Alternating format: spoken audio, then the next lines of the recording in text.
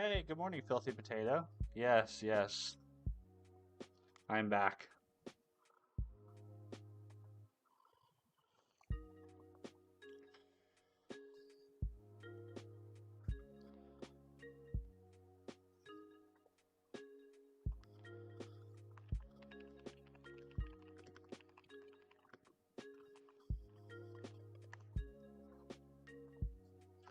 Hello, MZ.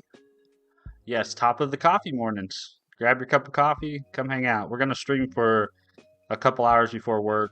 Um, I couldn't get up early to stream today because we're having some bad weather here, so we're using our basement right now to sleep in, and my office is in my basement. So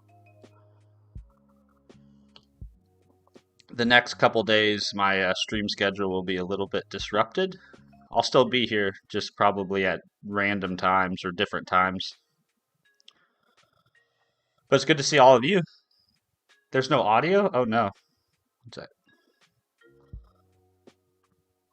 Test test? Ah, there's got to be audio. What are you doing? You're a kid. You're April Fools. April Fools. No, it's my bad. Oh, no worries. Good morning, Flygon. Flygon Fiasco. I love that username.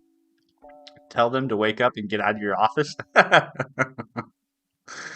Yeah, that would not go over so well with my wife or my kids. They're kind of feisty, man. They all have attitudes. I had 0% audio. Nice, nice. Well, I'm glad you got your audio back.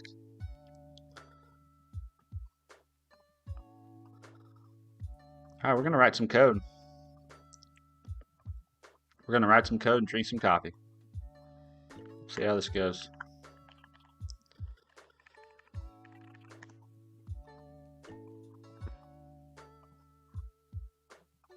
Filthy Potato, how is your OpenClaw experiment going? Good. Still haven't lost control of your home lab. uh,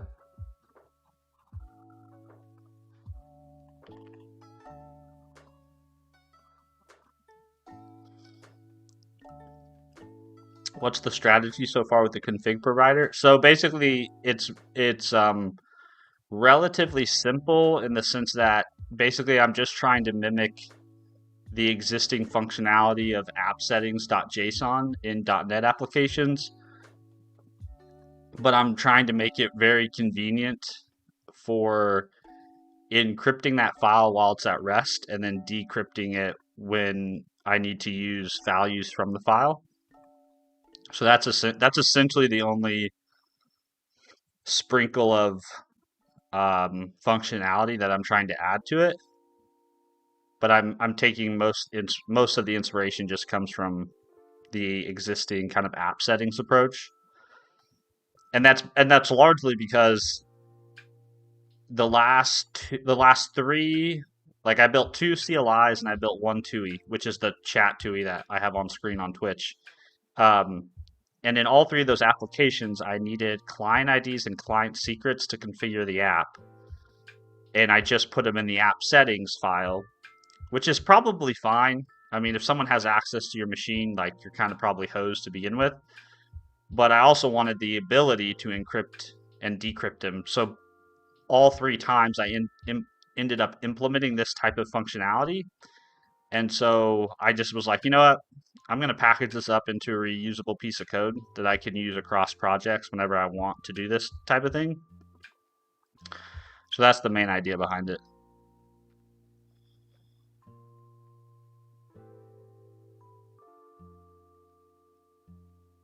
Yeah, stream did start a bit late today. We have some bad weather here in Kansas, and so we've been using our basement to sleep in. And my office is like right next to my basement, so I don't want to stream in the mornings and wake everybody up. So I delayed the stream.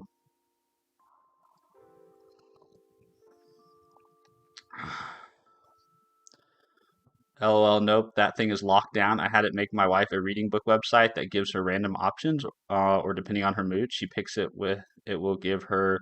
But that's pretty cool. That's very cool, man. Yeah, that's awesome. Also, good morning, Zane. Good to see you.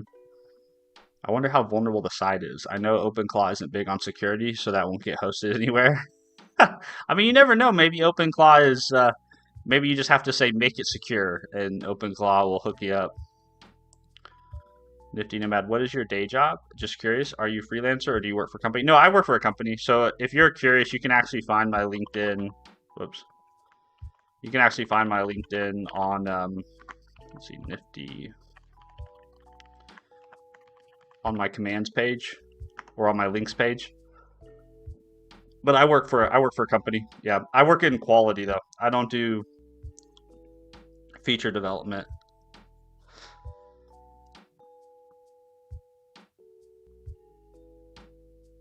I hope you're doing well with bad weather. Yeah, so the bad weather is not, it's not anything crazy. It's just like the chance of like tornadoes that's really the biggest threat. So we just kind of have to be mindful of that type of stuff. My wife's usually on top of keeping an eye on the weather. I'm terrible at watching the weather. So you know how they have battle bots? I wonder if I can have OpenClaw fight another OpenClaw. Dude, why is that such a human instinct? We humans have this immediate instinct, like we discover a species or something, and we're like, let's see who's the stronger. Well, entire Claude code source got leaked. Now they're busy sending DCMA takedowns to everyone sharing it. So I saw that. I actually uh everyone don't report me. I actually cloned it because I was interested in the prompt. Particularly, I was interested in the prompts. So so I brought it down because I was curious about it. Um, but if anybody asks me, no, I do not have the Claude code source code. But I guess I saw somebody's repo. They had a. I saw somebody's had already ported it or tried to port it. I guess so. Like clean room engineering to port it. I mean, the thing is, at this point, the way they should handle it, if Claude Code was smart, what they should do is they should just get ahead of all this and be like, look, this wasn't our plan, but since we're here, let's just open source it and like move forward, right? I think this kind of like PR crisis control plan they're currently executing, I don't think it's the right move, especially when you're talking about a product that's largely used by the developer community. It's not it, you know? Don't share it, Steven. They take down everything full on panic mode. Yeah. Delusional. I did too. Nice, nice. Yeah. It's curious. I was curious to look at the prompts. That was the part that I was the most curious about because I mean under the hood, I mean it's just I mean an agent, I know people make agents out to be these really sophisticated things, but at the end of the day, it's a loop. It's got some prompts around it. It's got tool use, right? It does some context management, but the magic sauce to me is largely the way they handle the context and what they put in the context. You know, npm getting hacked was crazy. Yes, we talked about that yesterday on stream. I guess Axios had a vulnerable version that was out for a little while. Kirk, it'll be like Fahrenheit 451, but with laptops. Yeah, I guess it just goes to show that a lot of these companies aren't as open and aren't as for the public good as we might believe them to be. You know, like these are very much these AI. Unfortunately, these AI companies have very much become commercial entities, and that is what is important to them, and we must treat them accordingly.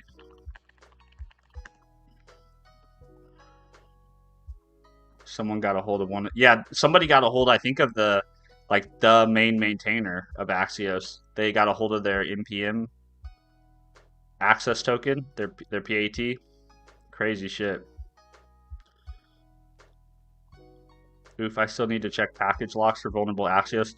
I needed to too. There's one package that I have published out on npm that has a dependency on Axios, but I was safe. No issues for me.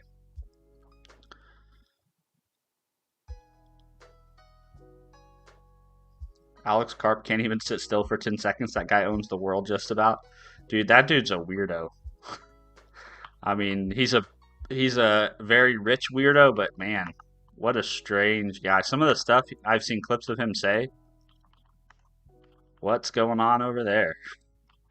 Who hurt him? Who said no to the prom? I'm not sure. That dude is weird. Neovim be like, no work. That kind of does look like what it says, doesn't it? Tiny screens make everything hard. All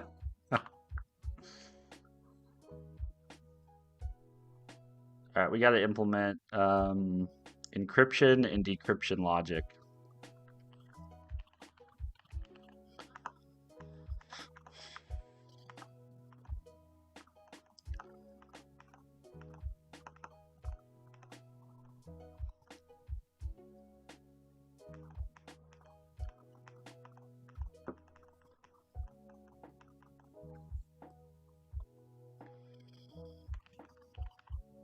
Hey, good morning, I hear. Good morning, ShadowNet. What's up? How are you? These AI companies are 100% not for the greater good. They're in it for domination and the trillions that come with it. The way they talk about society is scary. It is very scary. It is very scary. Hearing Sam Altman compare the relative efficiencies of using intelligence from an AI to intelligence from a human being was very, very off-putting to me.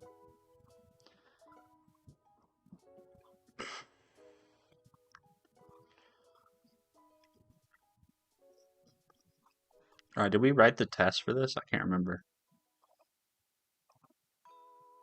We wrote one test. So we need to implement just the basic encrypt and decrypt.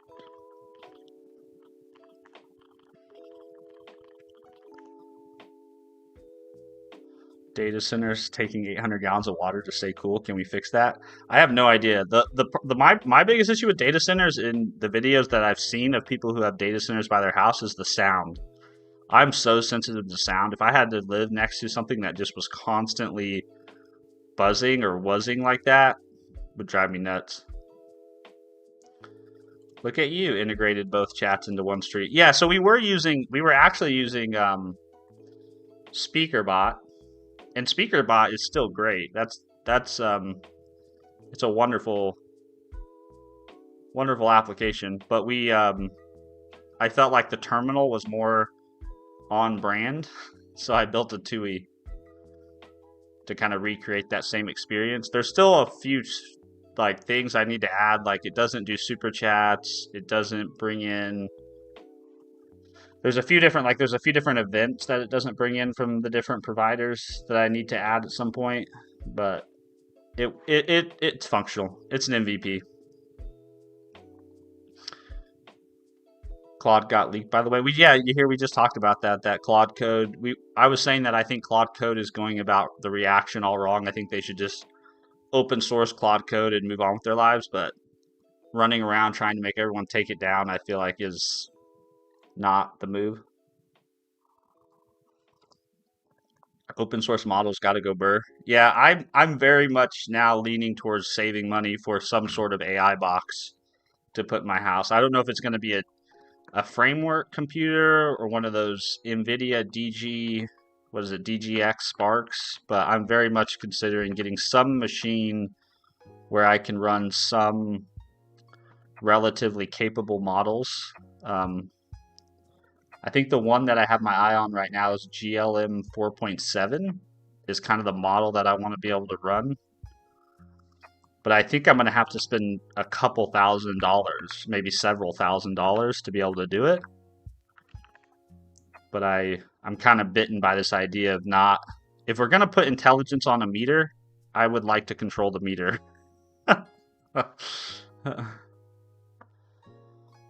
Altman seems to hate humanity, and Dario seems to want to control humanity. The way he talks about safety feels very unsafe.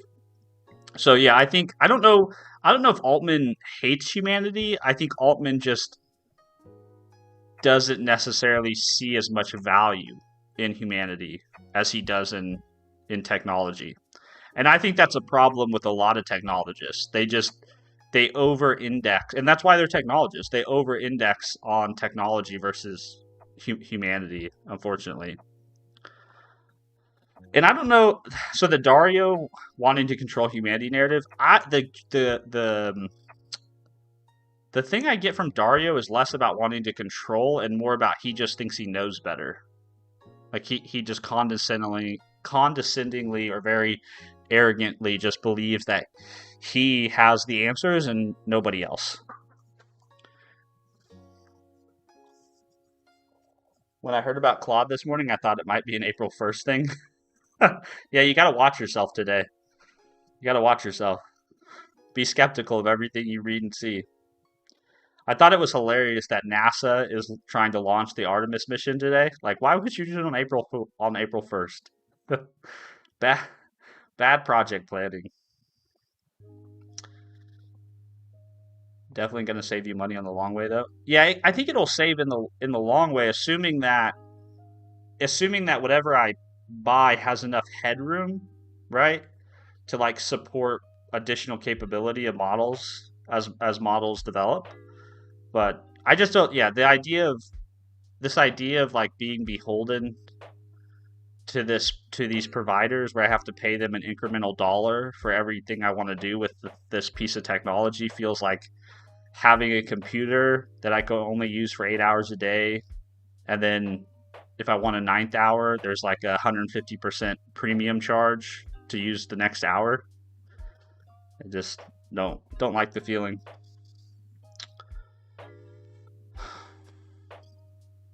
What was their PR on Claude leak? I couldn't find it. The Claude leak was basically they pushed a source map file accidentally into the Claude code published package, I think on npm, and somebody found. I can't believe somebody found it. That's the thing. It's like, where do people have the time to scour these things like that?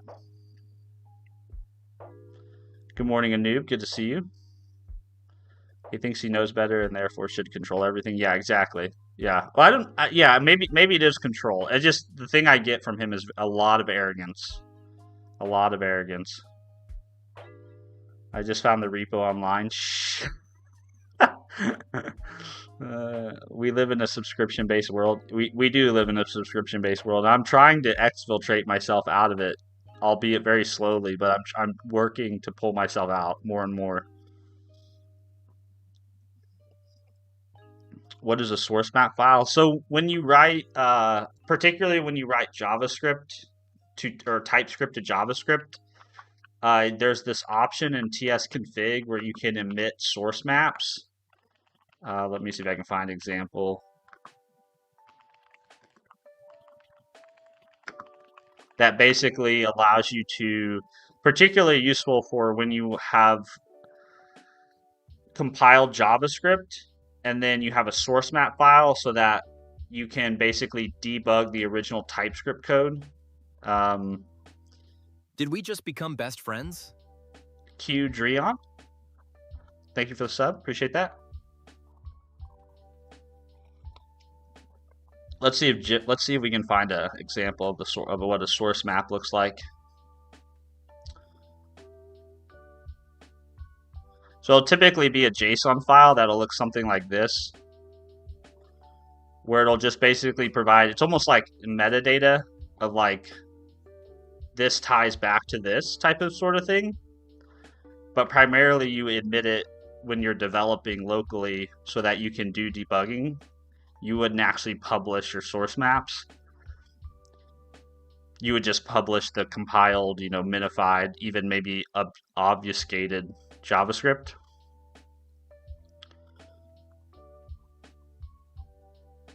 Did we just become best friends? KNCP, thanks for the follow. Appreciate that. Chill Gamer, the chill is here. Well, good to see you, Chill Gamer. Good to see you, Thabison. Filthy Potato self-host like me. That's where I'm going. So I've got my Git T server set up. So I've got my Git my repositories figured out. The next thing I'm going to look at is image, which you already mentioned, Filthy Potato, but that's the next thing I need to figure out. Now that I have the NAS set up, self-hosting is much more of a viable option for me. Zhang sips coffee. Let's do a tutorial on source maps. I can't speak to source maps well enough to do a tutorial. I just know if you want to debug your code locally, you typically will emit source code, source maps, and it helps basically translate between the compiled JavaScript and your original authored TypeScript. But beyond that, but I think that's how somebody was able basically to use that source map to walk back to what the original code was like. Zhang, what is the server provider you're using? So I don't have it. So my NAS is hosted in my house. So most of my servers are in my home lab. I have one server that's out in a public cloud that's in Oracle's cloud. That's the only thing that's in a public cloud.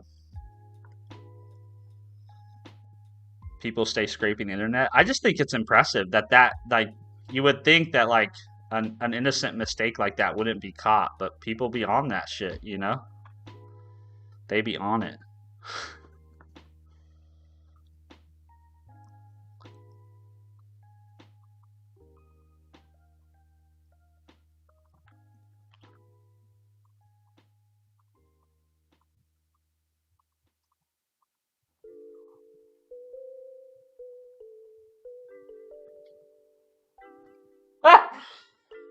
I could have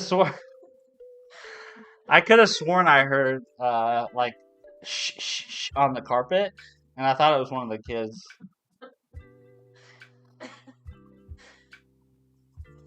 One of these days, all the time.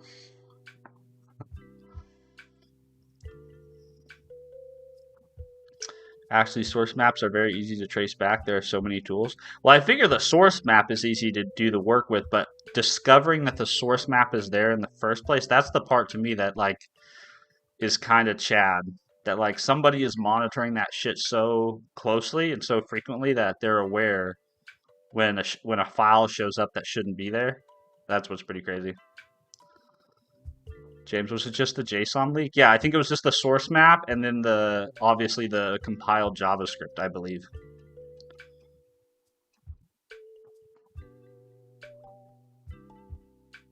Don't worry, Dario will blame Chinese hackers tomorrow. Well, I'm sure Dario already has a solution, and he's probably told his whole engineering team, this is how we're going to do it.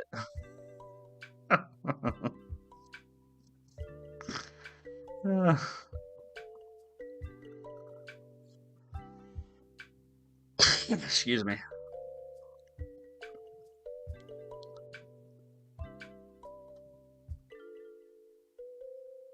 Wow, would you look at that? My image post is out today. Perfect timing for you. Oh, I'll definitely use that. Yeah. I've set up image in the past. Image. Am I saying that right? Image. Yeah, I've set that up in the past, but I haven't ever had a NAS before. So the reality of actually, I mean, my library on iClouds is fucking ginormous. Let me look at.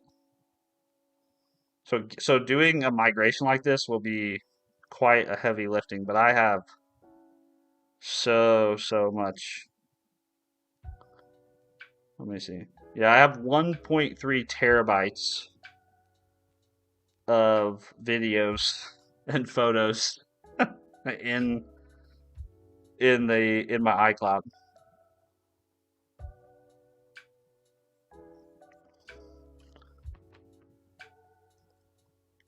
My 1 terabyte filled up in no time at all, so need way more storage before I enable it again. Yeah, that was exactly my concern. So that's where now that I have a NAS set up, it's actually feasible for me to actually do something like that. See you, Flygon Fiasco. Good to see you. Thanks for hanging out, man. Have a good day. When did you start this channel? Oh man, I think my first video was, let's see.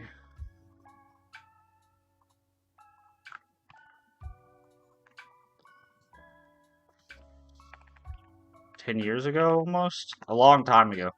A long time ago. That I want to say 10 years or 8 years, something like that.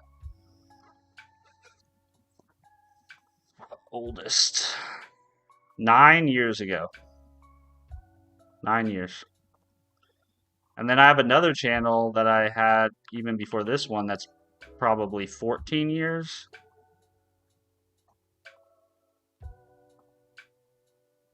Yeah, 14 years. So I've been trying to make content on YouTube for a real long time. I just haven't been successful at it. You know? Yeah. It's like that. What are you gonna do?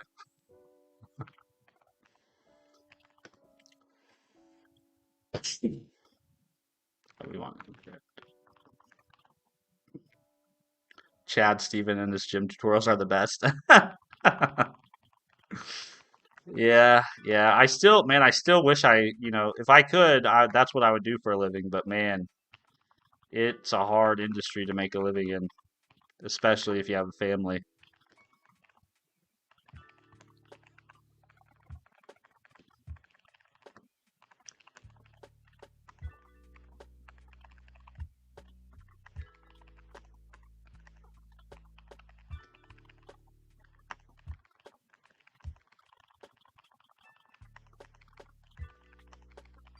You are successful, my fave YouTuber. Well, I appreciate that, man. The fact that I'm anybody's favorite anything is surprising. But thank you for saying that.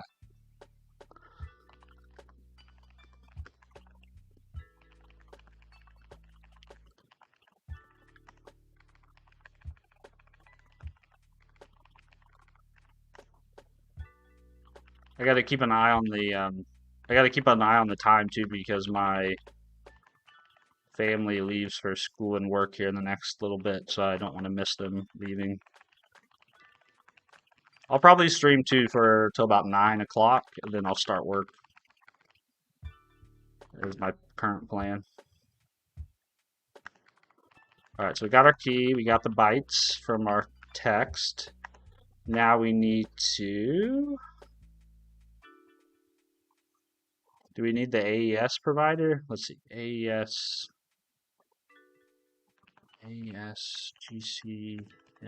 C#.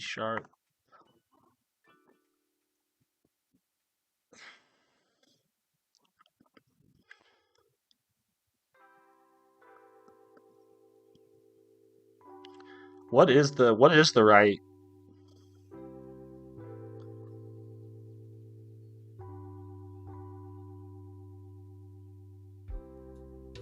Let's see. AES C# encryption to use.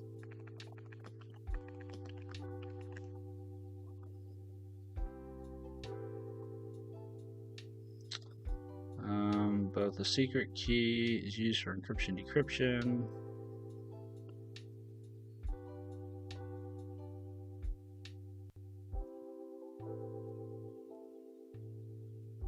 Well, let me see what I implemented for term chat. Let's see. Or actually, let's see what I implemented for my sign in.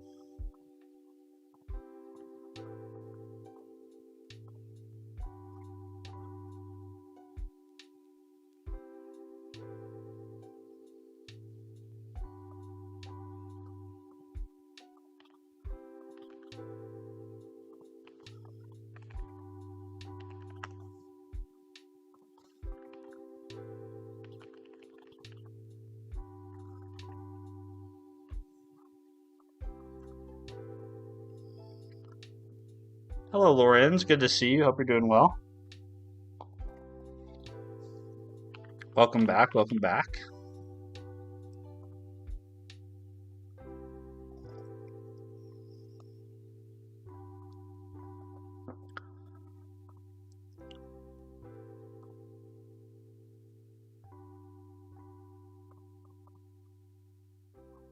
Okay, encryptor.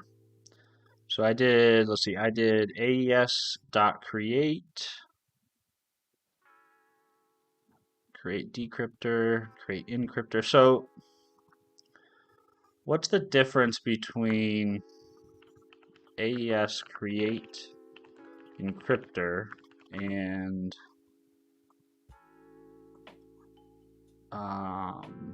AES-GCM. Let's ask Gemini to tell us. In C#, what is the difference between using AES.create and AES-GCM?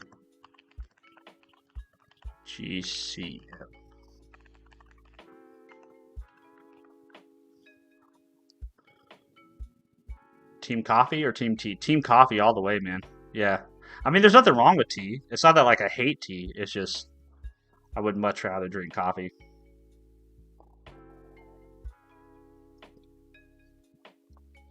Okay, so AES create is the traditional way to use AES, usually resulting in AES-CBC, which only provides confidentiality. Is the modern approach that provides authenticated encryption with yes, this is what I want. Authenticated encryption with associated data. So we need to new this up. And we can also use span T. Okay, span T. So let's see, what do we need to do to get a hold of one of these things? I guess we just do var AES-GCM equals new AES-GCM.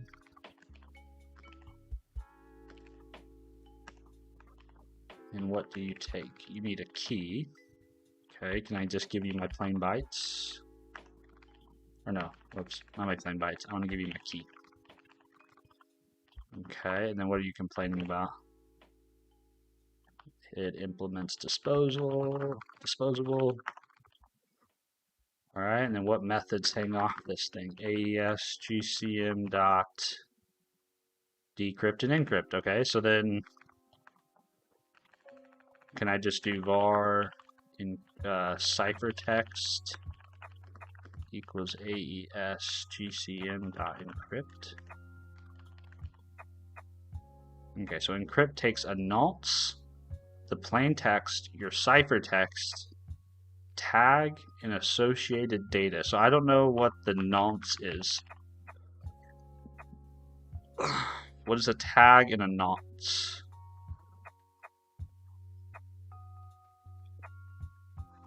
Back to Gemini. I'm looking at the AES-GCM encrypt method. It takes a nonce and a tag. What are these used for?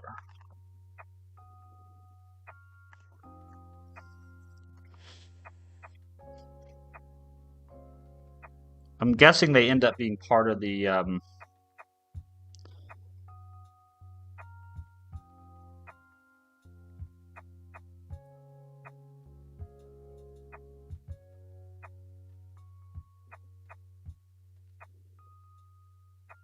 see, the two parameters are exactly what AES-GCM so secure compared to older encryption methods. Together, they provide both the randomization needed to hide patterns and the proof needed to trust your data. Here's a breakdown of what the nonce and the tag do. The nonce acts as a randomization factor for the encryption process. It ensures that if you encrypt the exact same plain text multiple times using the same key, the resulting ciphertext will look completely different. Why it is needed. Without a nonce, encrypting the word hello would always produce the same block of scrambled bytes. Okay. The golden rule: you must absolutely never reuse the same nonce with the same key. If you do, it could catastrophically break the security of GCM and can allow an attacker to derive the encryption key. So I guess we need to create like a byte, a 12 bytes, and just randomly fill it. And then let's see the tag. During the encrypt process, AES mathematically analyzes the ciphertext, generates a unique fixed size tag. You must store this tag alongside your ciphertext and the nonce. Why it is needed. Encryption only hides data. It does not protect it from being altered. Yeah, this was the part that I wanted to include, so that if somebody was to change the file, that it would prevent decrypting. Yeah. I don't think the standard AES API supports that. I think that's why we have to use this AES-GCM. Decrypt will throw a cryptographic exception instead of giving you bad data. Cool. So we need 16 bytes. How they fit together. Okay, so does the so the nonce needs to be a random 12 byte or needs to be a 12 byte randomly filled array. Does the tag need to also be always different each time, like the nonce? I guess not, right?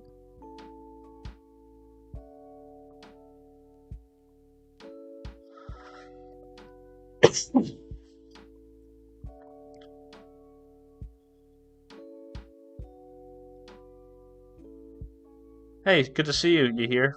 I'm glad you made it over to Twitch. Do we have a migration from YouTube to Twitch? Let's see. As for the tag, there is a key difference. You do not generate the tag yourself during encryption. During encryption, it is an output. You provide an empty 12-bit array for the... Oh, okay. And the algorithm calculates the tag and fills that array for you. Will it be different every time? Yes, absolutely. Okay. So generate a random 12-bit nonce and then just create an empty 16 or 12 byte nonce and a 16 byte array, which will be the exact same length as your plain text. You pass all these plus your secret key and plain text into the crypt function. All right, so let's see if we can figure out how to do this. So we have our key, we have our plain bytes. Now we need to create our nonce. That's what they called it. And this will be a byte, and it will be whatever that size should be, which I guess is going to be private const nonce size. I think they said 12.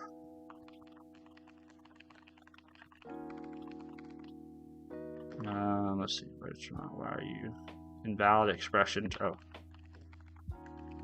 Okay, and then we need the tag, or no, we need to fill it. So we need to do rng dot fill. Cool. And then what was the other thing it said to do? An empty 16 byte array for the tag.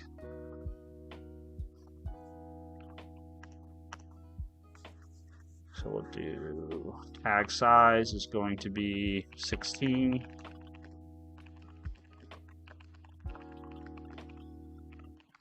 I wish I understood more about cryptography. It always feels so over my head that I get intimidated by it and then just learn what I need to learn to accomplish the thing I'm trying to accomplish. But I should probably spend some time going deeper, you know? Just seems very complex. So we have our nonce, we have our tag, and then we also need a cipher bytes. So let's put that over here. Var cipher bytes equals new byte, and this will be the same length. So we have our plain bytes, we have our cipher bytes. I think we have everything we need. So we pass in the nonce, we pass in the plain bytes, we pass in the cipher bytes. Cipher. Did I spell that wrong? Oh yeah, I did. This should not be crypter bytes, ciphered bytes. It should be cipher. Okay, and then the tag. So this is complaining, I think, because this doesn't return anything. It just mutates these arrays that we passed in, which means we need to manipulate them back into a string.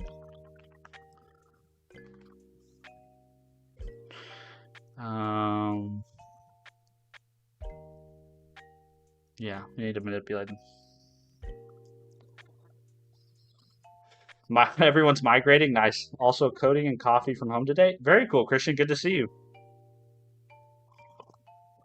Welcome to the stream. Welcome to the stream. Well, glad you're here. This is an unusual time of day for me to stream, honestly. All right, so let's do var combined bytes equals new byte array, and we're going to need to combine the size of the nonce, the tag size, and the length of our cipher, which I guess could be plain text too. And then I guess we're just going to copy each of the pieces of data to that final byte, and then we'll just convert it. So we'll say convert to base 64 string. We'll stick in our combined bytes, but we got to do the copy. So we do nonce dot copy to, and we just pass in the no, right? No, yeah, copy to the combined bytes. And then we do nonce, or not nonce, tag. Copy to combined. And then we do cipher bytes dot copy to. Okay, I think that'll work.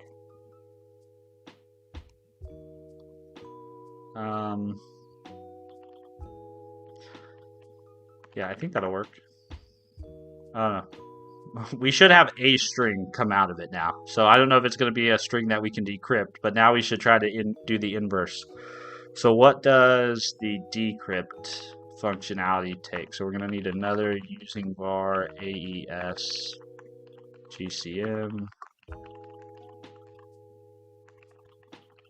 We'll need our key. So let's go ahead and get our key.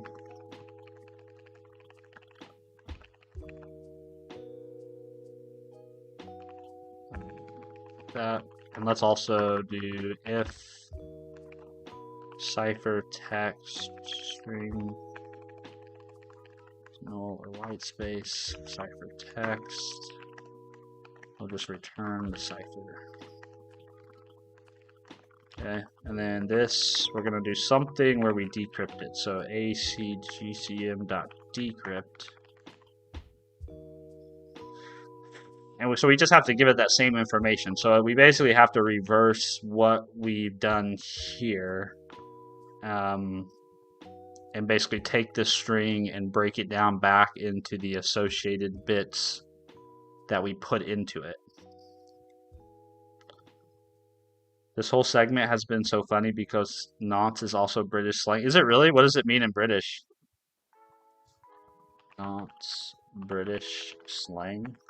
Am I saying a bad word? It's a highly derogatory term for a SEX offender. Nice. Well, oh, and particularly against. Oh, that's terrible. Okay, well, I'm not gonna keep saying it then. Why would they pick that word? That's yeah. Nah, okay.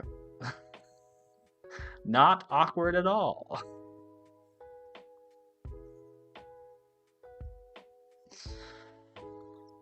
Hey, Steven, hope you're enjoying coffee, man. I am enjoying coffee. Good to see you, Viably Settle. Hope you're doing well. I want to dip on some low-level topics. Been contemplating learning C from a long time ago. Yeah, do it, man. Do it. I mean, one of the challenges is obviously finding the time, you know? But, yeah, do it. I say do it. I just wish I understood some of the cryptographic stuff better. You know, like I understand so much of it keeps our world safe and secure, but I really don't understand any of the inner workings.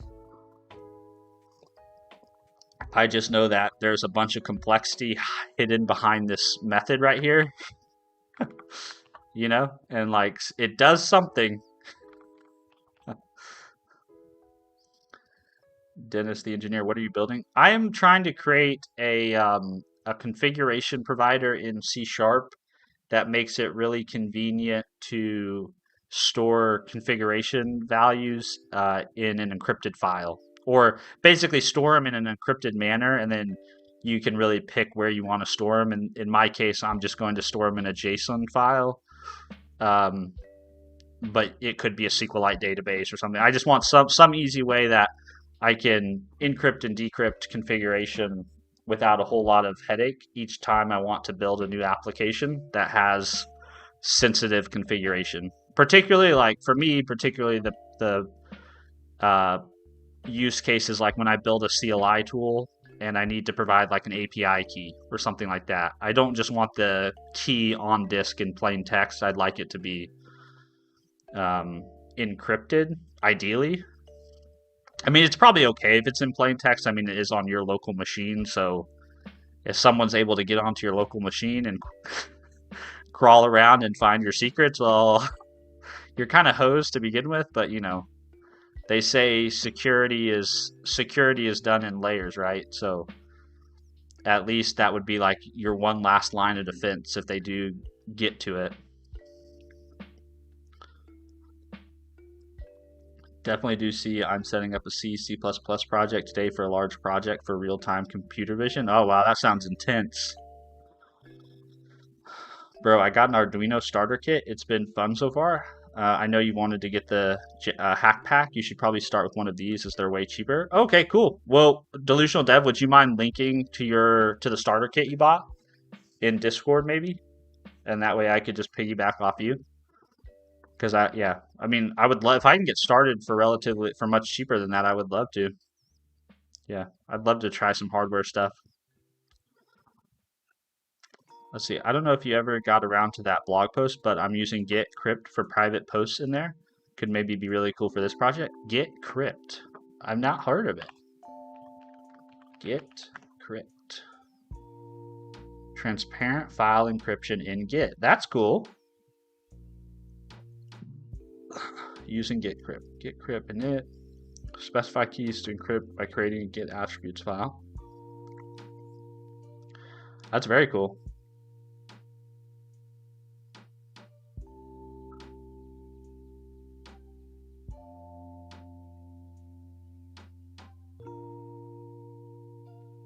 Yeah, I'm gonna have to keep this one on. I'm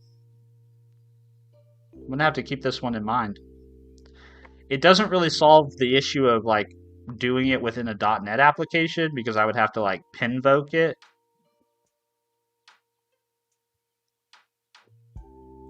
But that's a really cool. Let me star that repo.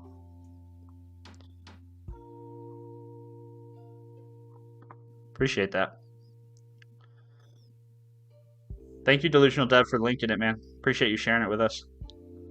Basically encrypts whatever you set up before commit, decrypts it locally if you have the key. So all my private posts are encrypted in SC, but readable locally. That's very cool. Yeah, leverages Git. Hey man, I'm all about standing on the shoulders of giants, you know? Yeah, if you can just reuse some existing functionality, all the better.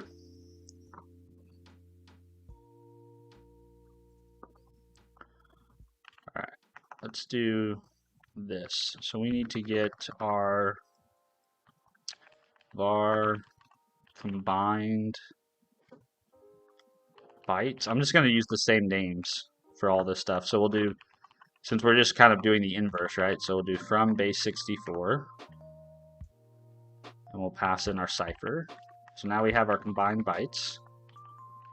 And we should probably do a little bit of validation here to make sure that this is the length that we would expect it to be. So it should be combined bytes length. It basically should be this. This is what we expect its length to be.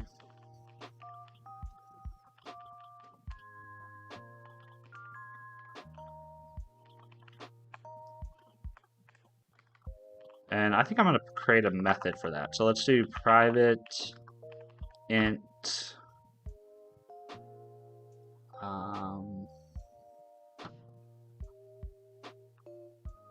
combined length.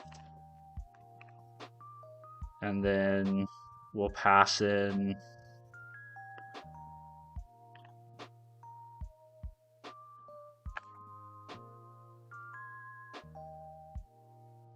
I don't know what we call this. I'm just gonna call it value because I don't have a better term. I don't have a better term for it. But it should be.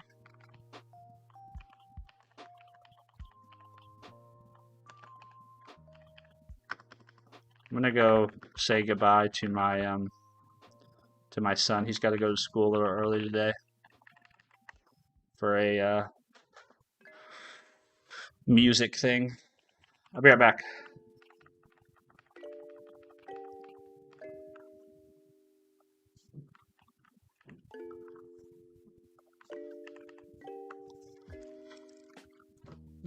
Oh goodness, BRB.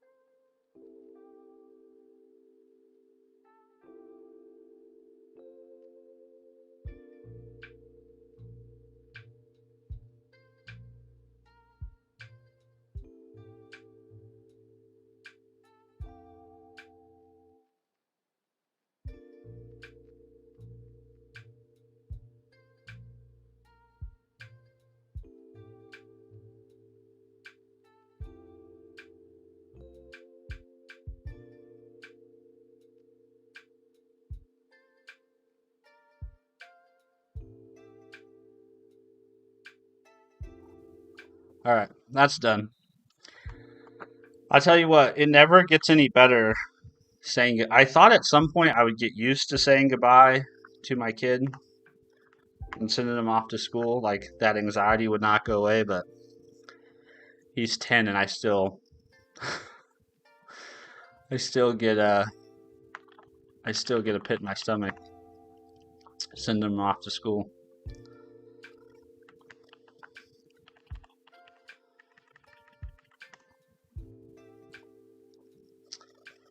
Could you think of an AI name for my own AI? Just ask AI. Just ask, if you need a name for your AI, just ask AI for a name.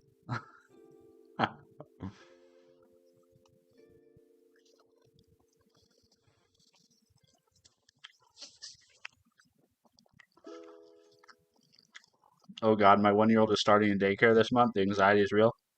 I I feel for you, man. Dropping, I've never gotten used to it. I've gotten a little lucky because my wife um works at their school. So that has been nice to kind of have that reassurance that at least like she's around or near them. But yeah, ever since they started school, I've just never gotten used to because our kids were both they never did daycare, but since they started school, I've always just never liked the feeling of dropping them off. What are you gonna do though?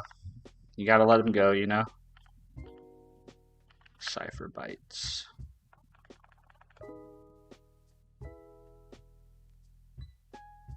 So we can do combined length. And then we'll do, I'm actually going to change this to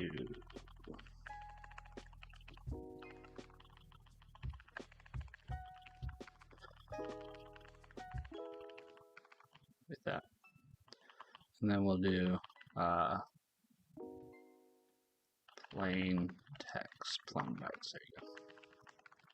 And we'll do the same thing down here, but we'll say if combine the length, right? Then we know something's wrong here. Throw new cryptographic exception, invalid cipher text cipher text payload. I'm actually going to do this.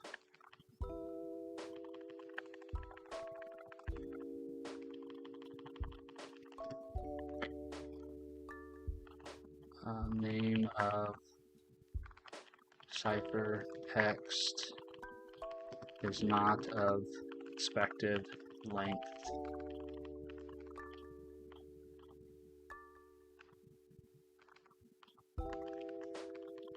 Why are you complaining? Cannot, oh, because that's just the combined length.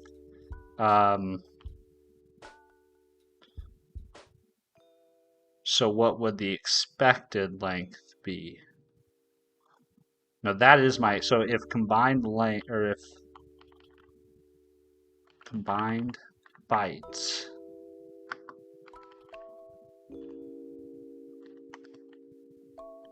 does not equal the combined length, then we have an issue.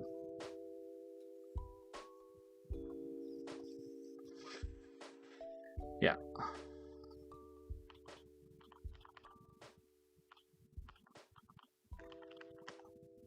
I think. Just noticed you're a new line bracket guy. Sorry, Steven, it's been real, but I can't let that stand. Dude, almond is the only way to go. So the only two styles that I think are realistic options is almond style is the correct way. I've been to this link quite a bit. This is the only way that is correct, okay? However, if the language idiomatically practices KNR, like JavaScript or Java, I think Rust is written this way, or maybe Rust is written almond style, I can't remember. I think Go is written this way, right? then I will write KNR.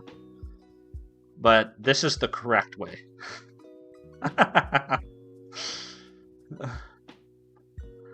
ShadowNet, just homeschool him. He can stay home and do his homework next to you.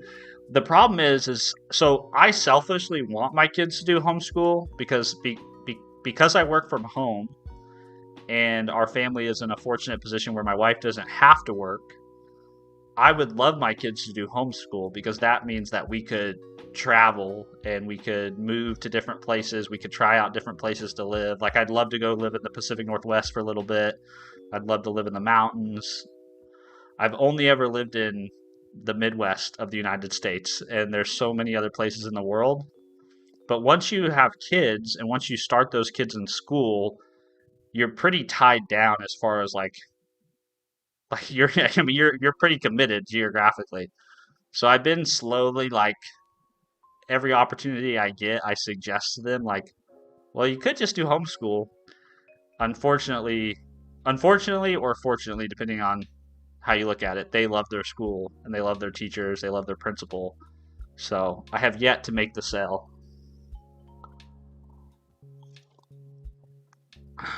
Laugh my ass off. I miscalculated how long an experiment would take to run, so I haven't been able to use my laptop for 15 hours. Oh my god, that would kill me.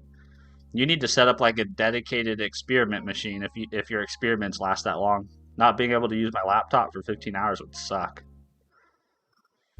I'm coding vicariously through you. Okay, well, I guess that's another positive for the stream. Good morning, Inspire. How are we doing today? We're doing good. We building SCP and C#. Yep, that's what we're doing. We're building a secure configuration provider. We're trying to. What a day to be alive. Exactly. Who's got it better than us? Nobody. My god, look at the GNU style. Yeah, I mean, who writes their... Okay, look at this one down here. Who is this psychopath? Yeah, or this one. Look at this one. This is for the Lisp people. Yeah, I don't know, man. It's like somebody thought, like, how can I write the most fucked up style code ever? And they came up with these. It's a nightmare. I'm using KNR. My boss wants almond. Almond's the correct way, engineer's life. Almond is the correct way. Yeah, the list one is, yeah, I'm not going to do it. There's one of my YouTube members, his name's Ryan. He's super into Lisp. And crap, my stream's just disconnected. Sorry about that. Twitch is still coming back online. There we go. Twitch is back.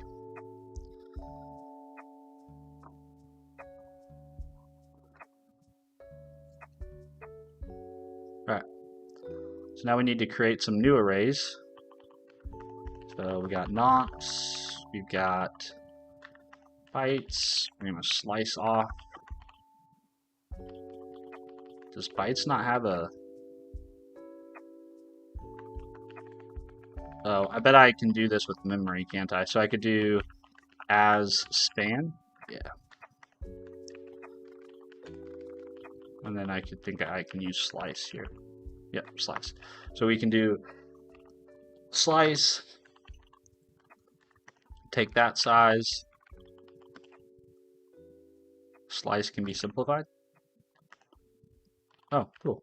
And then we can do var tag, sorry. Tag equals, so we just have to we need to slice these off in the same order we added them. That's the important bit. Which actually begs the question, we should probably use span of t up here. Just to be safe.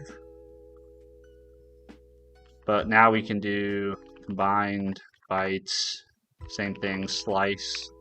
But in this case, we're going to slice from the nonce size to the tag size.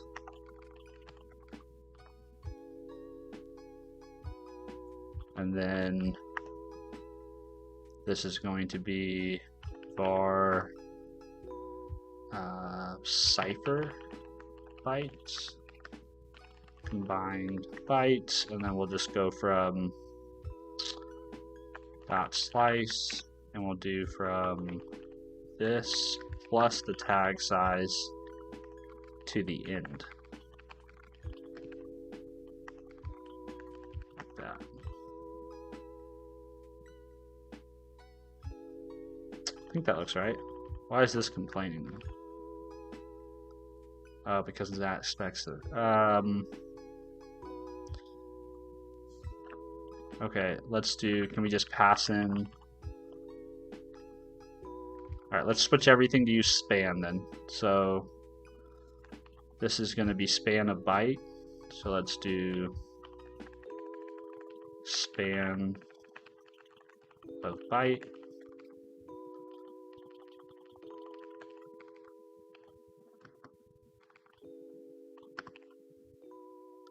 Remember, combined length cannot access instance data and can be marked as static. Parameter bytes can be declared as read-only byte instead of, okay, read-only.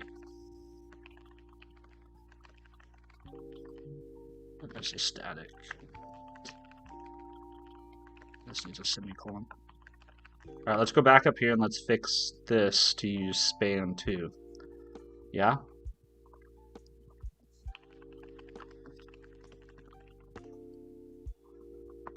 Good to see you, Hassy Bear. I do not remember you, but good to see you. Viably still. Hi, Steven. How much more Rust are you looking to write in the near future? I would like to write more. I have a project that I started over spring break that's basically the idea behind it is to have my own analytics site. And right now it's very rudimentary.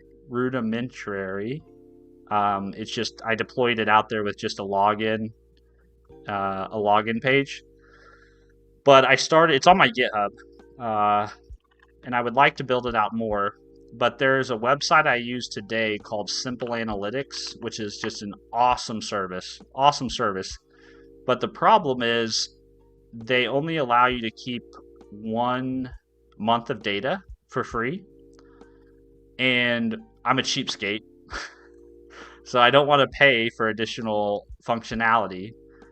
And I thought it would be best friends? an interesting X1. Thanks for following over on Twitch, man. Appreciate that. I thought it would be an interesting project also to build, to learn about kind of how they do this non-privacy, non-invasive analytics stuff. So this is probably where I'm going to write a lot of Rust code. So if you want to follow along with any of the Rust X1 code, Soul is reminding you to hydrate. Thank you very much. Although I think I left my water out in the...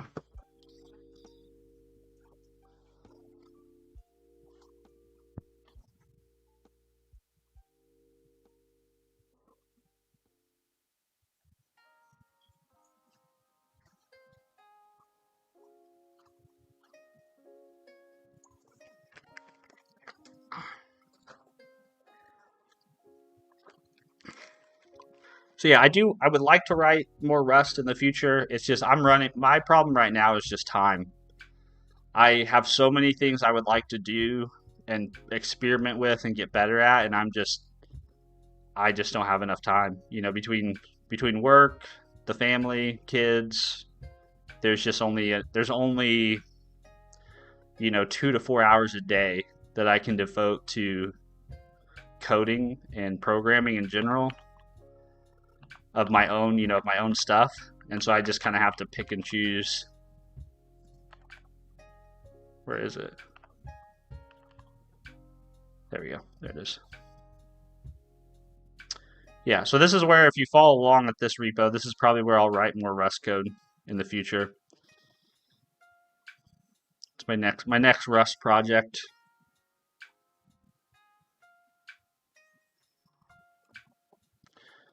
Blueberry Waffle, my program is RSI coded itself out of Docker, having a rough morning. I don't know what that means, Blueberry Waffle. That went over my head. Bob, did someone say more Rust? Yes, more Rust. I don't know how much of it I'll write on stream. But I definitely would like to spend more time writing Rust.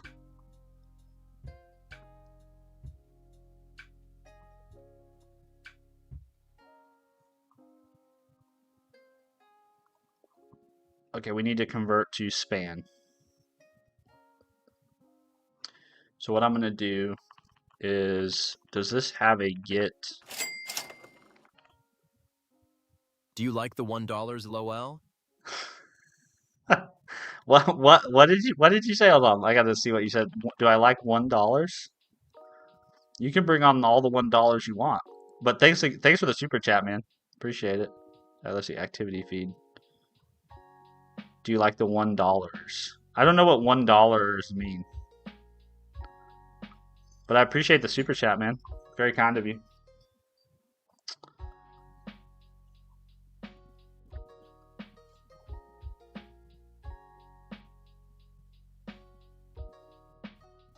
Okay, so where do I create the bytes? Okay, yeah, plain bytes. This is going to go here. The nonce is going to go to a span of bytes. Does this have an as? Yeah, let's do that.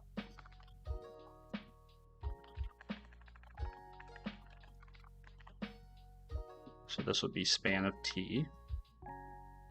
And then we'll do the same thing with the tag. We'll do as span.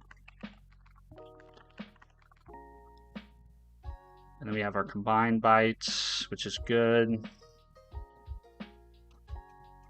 Good morning, Estefanos. Hey, Steven, what's the task today? The task today is we're implementing a way to store configuration values in .NET using encryption, right? So just basically trying to create a package that exposes a relatively simple API where you can sort of configure your .NET application like you kind of normally would using some, like in this case, I'm using a JSON file. It could be some other configuration storage. And then you don't have to think about it but whenever the secrets are stored on disk or in a database or wherever you're putting them, they're encrypted there. And then whenever you access them or bring them into your application to use them, they are decrypted. And then it makes it very easy to also update those values without having to do much thinking. I've implemented this a couple different times, and so I'm just trying to stick it into a library that I can reuse for myself in future projects. And at the moment, we're trying to figure out how to use this new encryption standard in .NET to do that. I think this is relatively new. AES-GCM C#. Well, I guess it's not that new. Came out in .NET Core 3, .NET, and it's been in .NET 5 Plus, I guess. So it's been there for a while. I've just never used it before. So I'm learning how to implement this for the first time.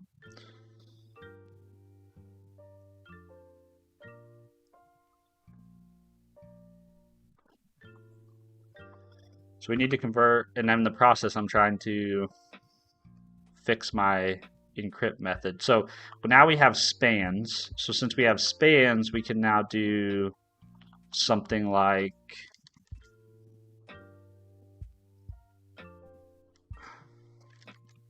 we can do this. We can do combined bytes dot as span, and then we'll do the size of the nonce as span, and then we'll do nonce size to tag size, and then this will be as span nonce size plus tag size, like that. Which this means for the plain bytes,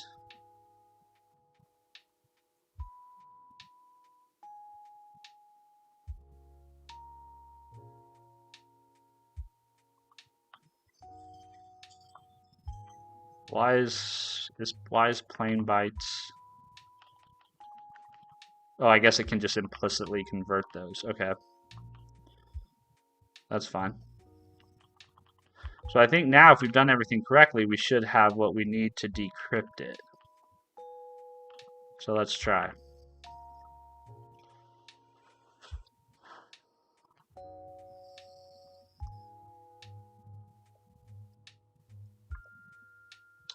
Don't you feel the urge to learn low-level programming? I don't particularly. I mentioned earlier I would like to know more about cryptography, but I don't feel much of an urge to do low-level programming.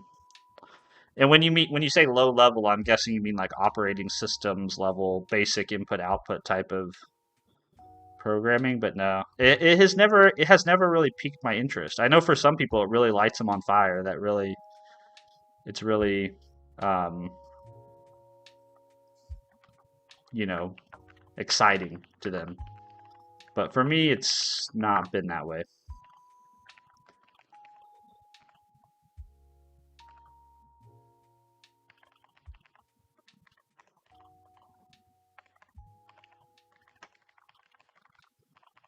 Okay, and then now we pass this to nonce, cipher bytes, tag, plain bytes. And then we return the encoded UTF-8.getString from the plain bytes. Okay. So real quick, let's just give this a look over.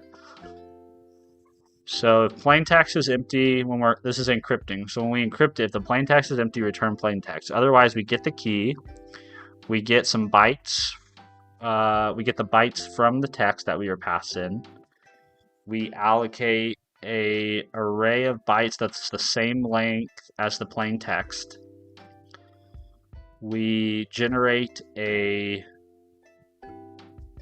I don't want to say this word because now I know it's a slang term in British, but we generate one of these. We fill it with random.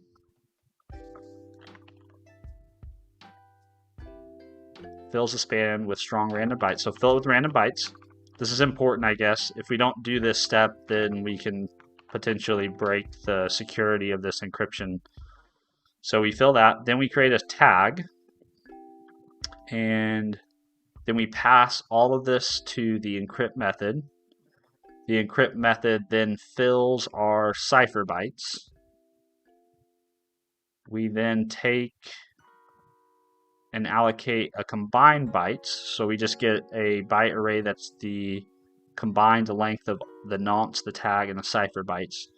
Then we copy those bytes. We copy the nonce bytes, we copy the tag bytes, we copy the cipher bytes, and then finally we turn it all back into a base 64 string. And then the decrypt, we basically do the inverse, right? We get the key, we convert from base 64, we check the length just to make sure.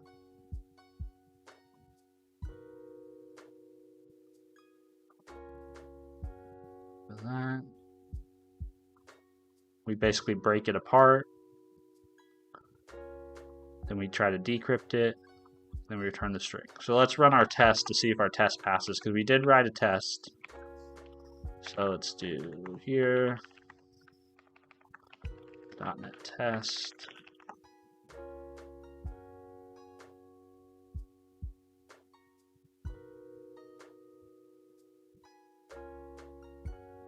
X1 Soul is telling you to drink some coffee. Heck yeah, we can drink some coffee. Oh no, it didn't work.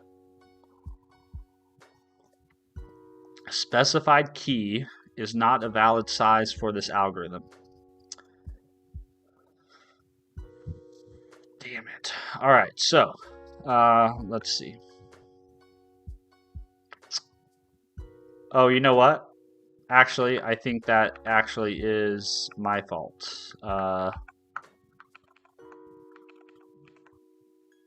think that's in the test code because I'm using a mocked out. Yeah, so I actually need to set up the, so right now it's not returning anything, so I actually have to return something in the test. So let's just create a private string. No, yeah, string's fine.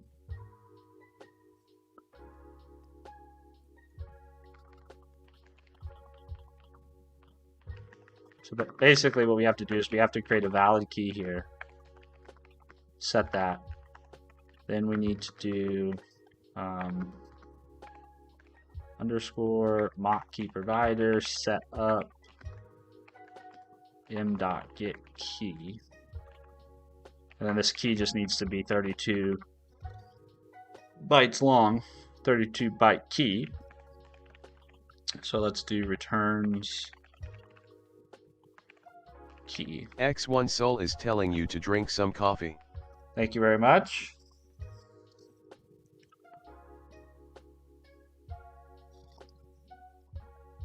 In once. Okay, in once is what I'll say. Hello, Mark. Good to see you.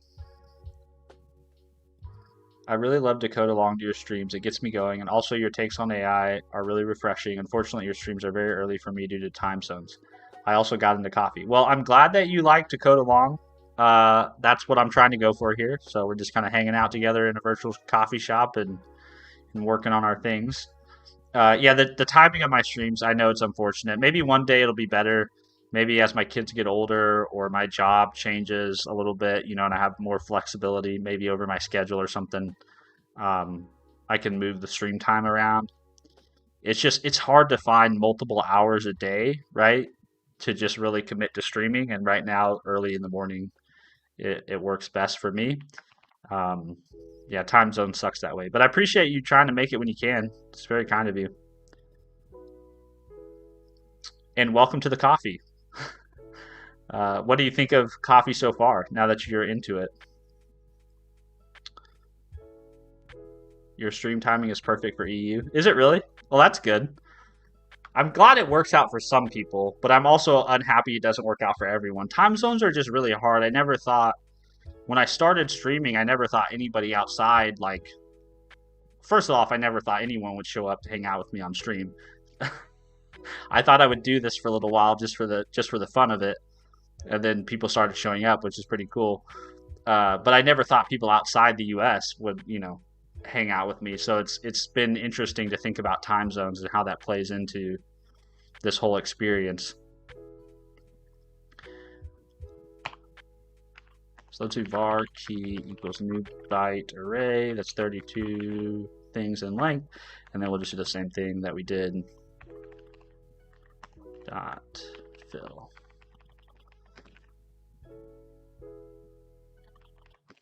Dude, that still doesn't work. I don't know why that is. Just using system.security.cryptography. Fill key. Make this static.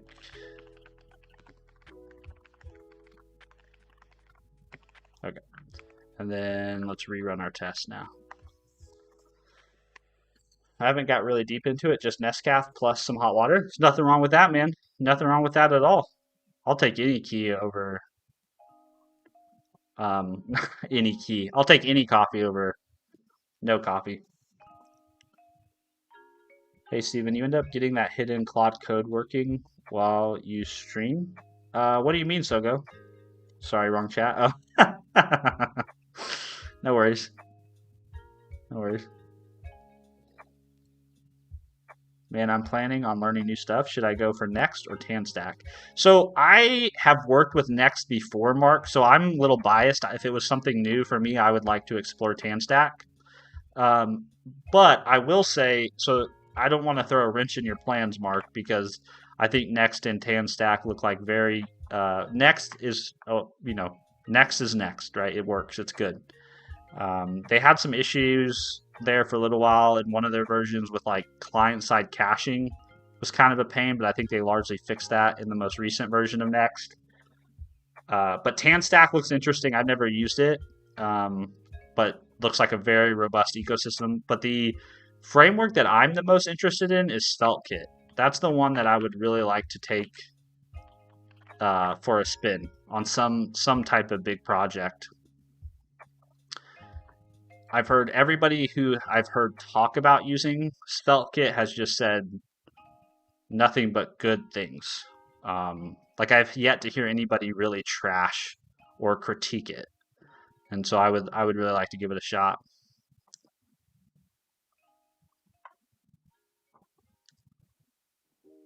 What time do you usually stream? I'm over here in. Oh, you're down under. So I normally stream at 4:15 a.m. Central Standard Time. Kale is when I normally stream. There's a guy named Bradley who sometimes hangs out in my stream, and I think he's in New Zealand. He's either New Zealand or Australia. I can't remember. But yeah, whenever he shows up in my stream, I always ask him how's it going down under. I've done Next, and ever since I moved to SvelteKit, I just never wanted to go back. See, that's Staubison. That's what I've heard from everybody. Everybody who I hear tweet about Svelte, talk about Svelte on podcasts, YouTube videos. Everyone just gives it such high regards. And I've done the tutorial on their website a little bit, but I haven't gone deep down the whole like framework side of it, the SvelteKit side of it. So I'd like to explore that. So I'm probably late, but did you see that NPM vulnerability? So we talked about that earlier, but you don't have to apologize for being late. Yeah, I did see it. Wild. A package that popular, I'd be curious how they got a hold of his. I'm sure at some point someone will do John Hamm or somebody will do a retro on it, but I'd be curious to know how they got a hold of his personal access token to NPM. I'm assuming he had to have MFA enabled. I mean, I would hope he had MFA enabled on the NPM website. So I guess that would mean they probably hacked his email or something. But yeah, I would love to know more about that. Crazy. It's crazy the world we live in, Low level did an Axios. Oh, did he really? Let's see, YouTube. Low level programming. Low level programming. NPM. Did they say? Oh, there it is. Yeah, low. There he is. How am I not subscribed to his channel?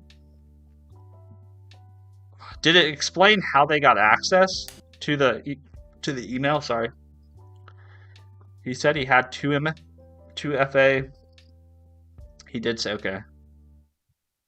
There have been other similar cases where a maintainer of an NPM package fell victim to a phishing email. So yeah, so I guess they must have gotten access to his email somehow. Huh. I'll have to go watch that video. This is the video, who was it? Who said that? Kale. This is the one, the video that he was referencing. I think NPM malware is a hacking masterpiece. Yeah, I'll definitely go and watch that.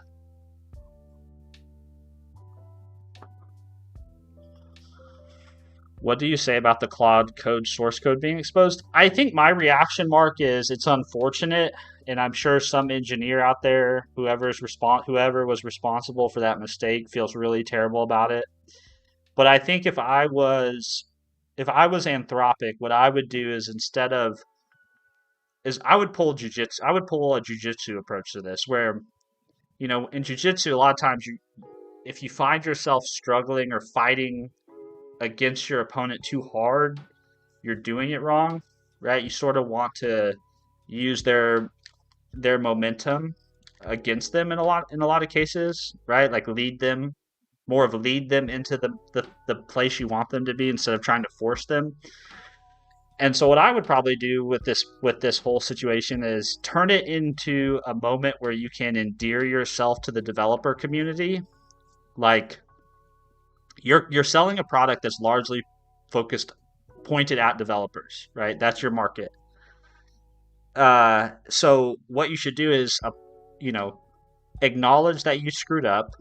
But hey, since we screwed up, now just lean into the open source nature of it and be like, okay, we've decided We're going to open source Claude Code, do a bunch of like content and videos about the code base, about the architecture, how your engineers thought about it.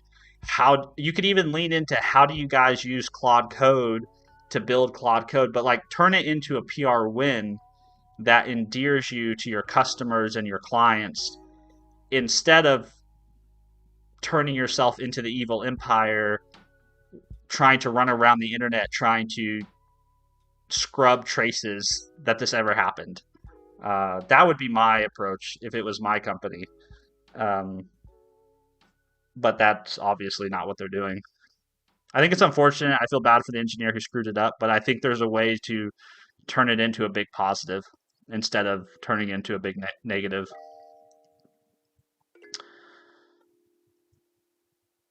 Mark link npm. Oh, you want that video link? There you go. Hold on one sec. Here's the link. Low level programming npm hack video. Yep. They have the system prompts in the CLI code. But you know, like I say, I mean, obviously that's where those X1 prompts... Soul is telling you to drink some coffee. Thank you very much. Obviously that's where those prompts are going to be though. And that was the reason the prompts were the big reason why I pulled the source down, was because I wanted to see, right? Like, you know, and I don't know. I just think there's a way that they can turn this into a positive for their business instead of making it a negative for their business.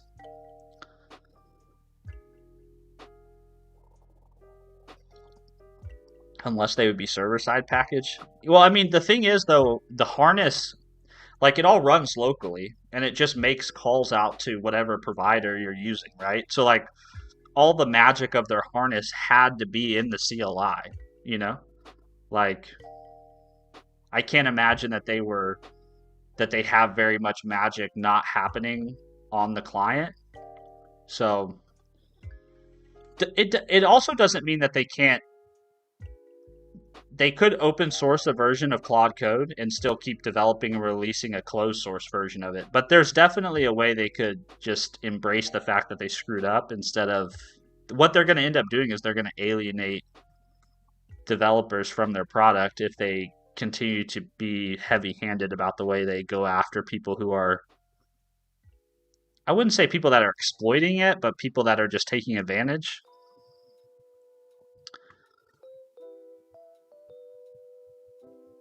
It was sooner or later going to leak its JavaScript at the end of the day.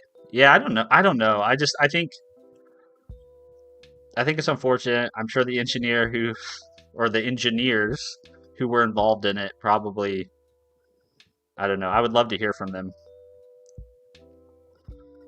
Okay, it's mainly React and TypeScript though.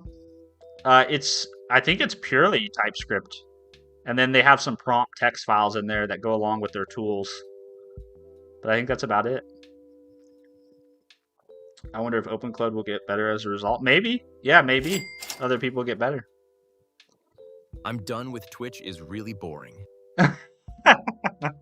Well, thank you for giving it a shot over there. I'm trying to do everything I can to try to grow my channels, you know. That's within my capability. But Twitch is just difficult. It doesn't seem like there's very much discoverability over there. So, you know, here we are. All right, let's see if I can figure out how to fix my test here. So they're not the same size. So if I had to guess, I've made some mistake in my logic when doing the copying.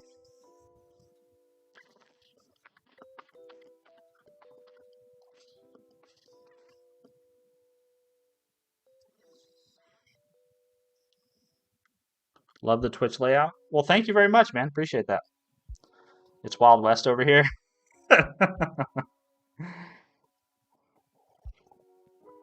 don't know. Twitch is weird. It seems like Twitch is super hostile as a platform against new creators. It seems like it really embraces those people who are already there and have built a big audience. But for new people, like if your dream was to, be a full-time Twitch streamer, or a full-time streamer in general, I'm not sure how you would do that on Twitch these days. I think you would have to do a lot of collabs, probably try to reach out to other streamers and do like co-streams and stuff, because I'm just not sure how else you would, or maybe go to TikTok and post a lot of clips. I don't really understand it, but to me it doesn't seem like you can just create a channel on their platform and grow to, hundreds of thousands of follows.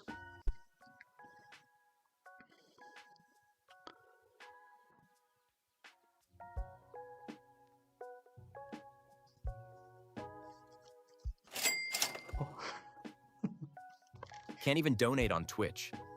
Well, X1, thank you very much for the supers over here on YouTube. I appreciate it. Oh, I should say, X1, there is if you did, I mean, I know you say you don't want to be on Twitch, but there is what is it? I forget the command. I do have a private or a custom donation page that people can use if they can't do super chats and they want to donate. What is the command? I know it's on my links page, but I know I have a command in here in Streambot.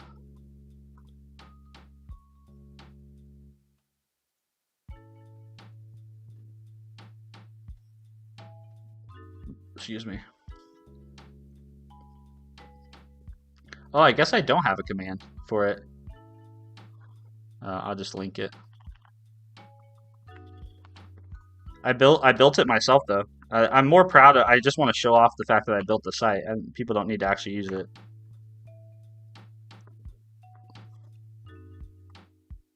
I think the only person that actually uses it is Bob. Bob uses it sometimes, and actually, oh, there's been actually a few different people. Some people, oh, D used it. Some people used it off stream.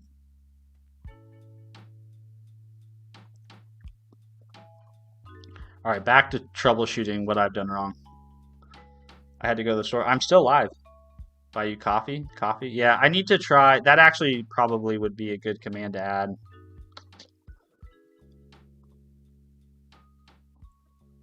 Not that anybody actually needs to use it, but I would like people to know it's there.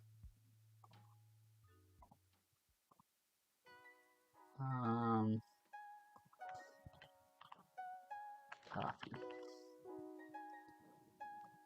Or buy.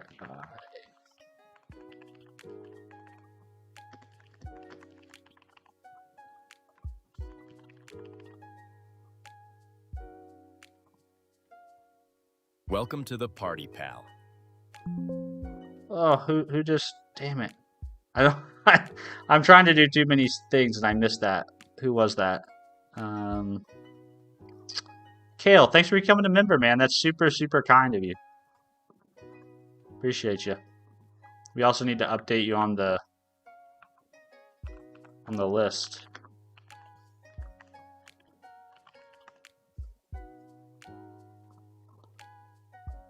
One day I'm gonna have a channel big enough that I can automate my members list. One day. The dreams of a small channel.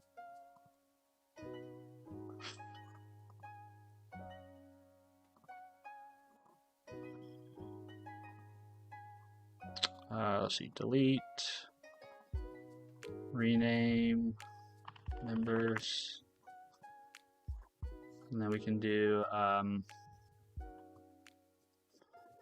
.net, YouTube, and then let's also do Twitch while we're at it. And back to where we were.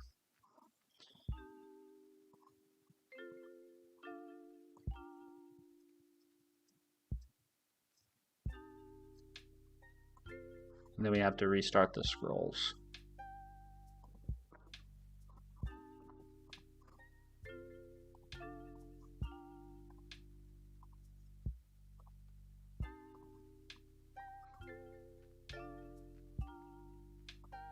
I'm back. Man, do you have a lurk command in Twitch? I do, yeah, you can do lurk. Exclamation point lurk. There's also a commands website that shows all the commands that are available in stream. Did I flash you? Sorry.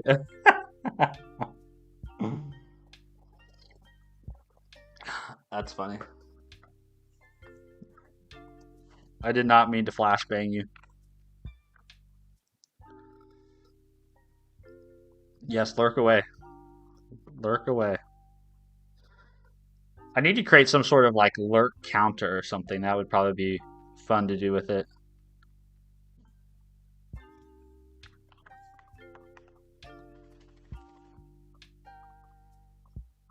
My dog's here.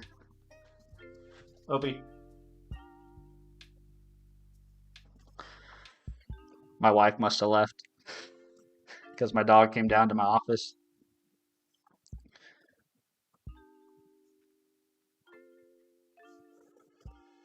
All right, I don't know what I did wrong here.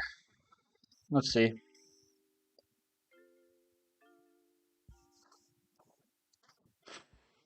So we get the key, get the plain bytes, we get the nonce. Welcome to the party, pal. No, Thobison, thank you very much for becoming a member, man. That's super nice. You guys don't have to do that, but that's really nice of y'all to do that. I appreciate the support.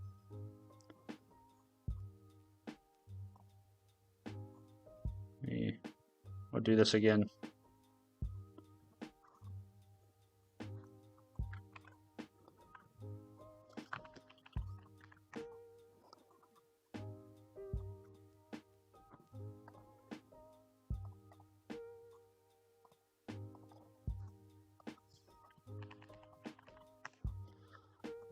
I'm sorry this is so manual. YouTube has this weird policy about they have a really weird policy about getting access to your members list programmatically. I don't know why it exists that way, but it does. So I have to do this manual process.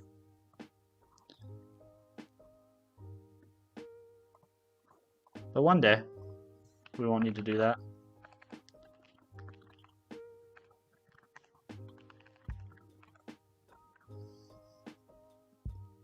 Can I get a pet? Can I pet that dog? Yeah.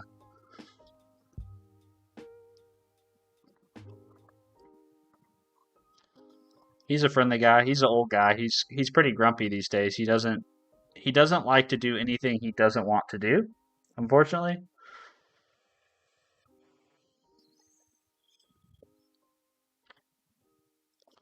Okay, we have our key, we have our plain bytes, we have our cipher bytes. We have our tag. Here, I'm going to move this to here just for readability. So we have our nonce, our in once, we have our tag, we have our cipher bytes. It should be plain, oh, this should be plain bytes length. Is that the mistake? .NET test. Kale peer pressured me into it. Nice. Well, I guess peer pressure can be a positive thing. All right, still failing. Invalid payload. Ciphertext is not expected length.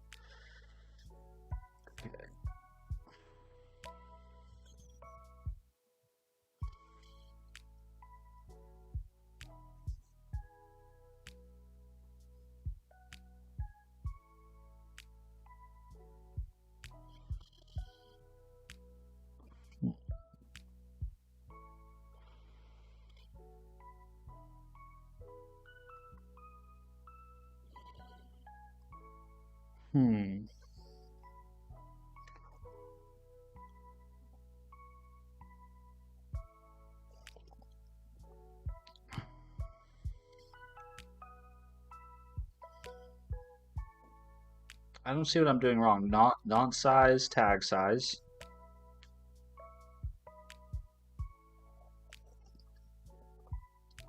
We copy from this offset to the end of the bytes. Did I pass these in the right order?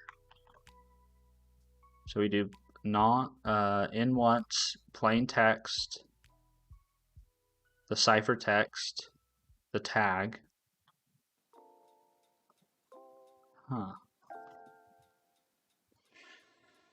Huh. You get cool colors? You do get cool colors. And emojis, you do. My emojis, I have my favorite emoji on my YouTube channel is the emotional Jared from Silicon Valley. That's my favorite emoji.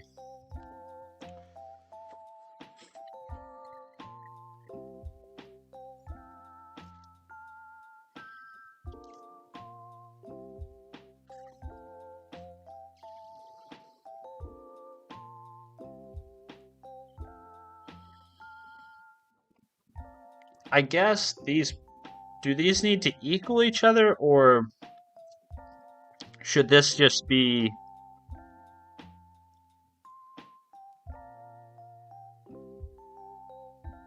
I guess really we want to check if combined bytes length is less than, right? Let's see. They don't really need to be equal.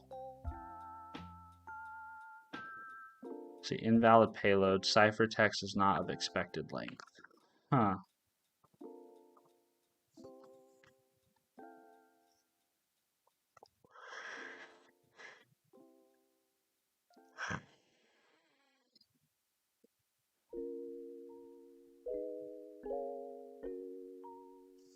I think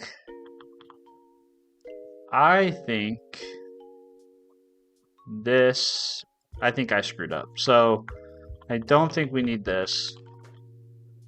I think we need to only check if it's a minimum length. So minimum length would be this plus this, right? That's the minimum length.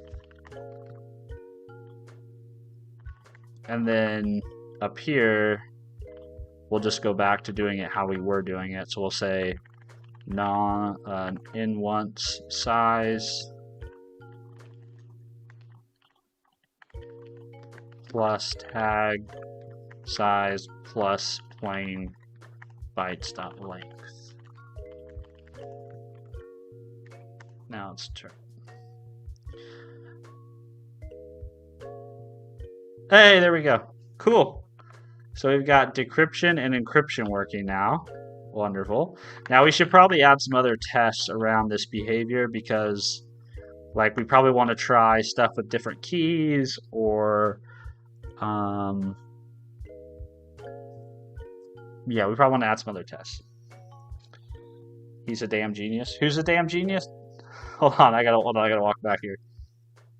Can you try npm install Axios?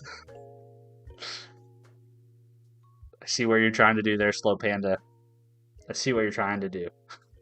Although I'm pretty sure Axios pulled the vulnerable version, so you can't even install it now. You'd have to, I think, request. I don't even know what would happen if you requested that specific version. I think it's like 14.1.1 or something.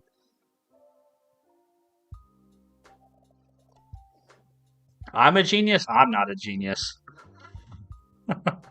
I'm not a genius at all. The people who wrote the encryption stuff are geniuses. You know, those guys are like next level math folk. Oh, they pulled it in 3 hours? So it was only up for 3 hours? Wow. And people have made such a big deal about this. I guess I didn't realize it was only up for 3 hours. Were that many people really affected by it? Or is it just newsworthy because it was such a popular package that got exposed? I mean, I think only 150-ish pieces. Oh, wow. So it really wasn't that impactful. It was just more scary. Huh. Good to see you, Big Blue Heron. Good to see you again. Hope you're doing well.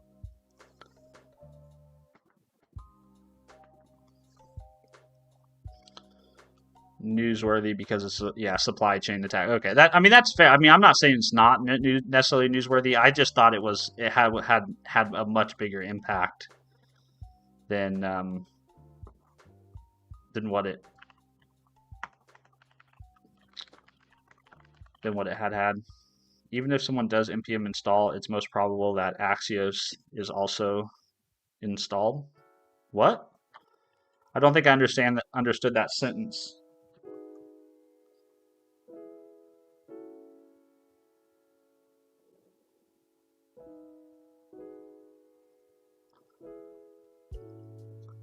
Lurk away, sir. Coincidence that 2 npm issues happened in one day. What was the second npm issue? Thank God March is over. Why, you don't like March? What do you have against March?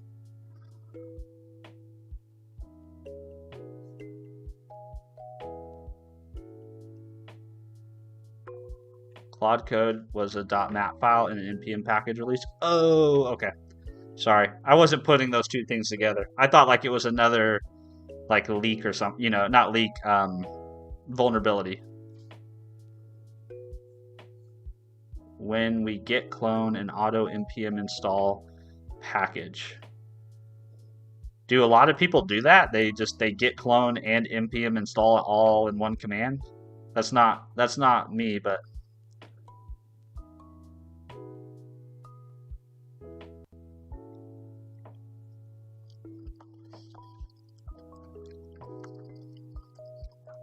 yeah, it's a good year so far for sure. March is the longest month ever. It's like March 97th today.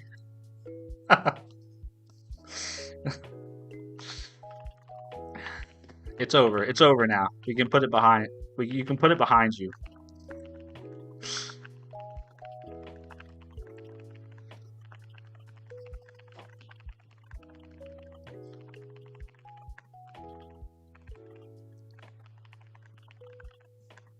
March was deadliest. I don't know about that.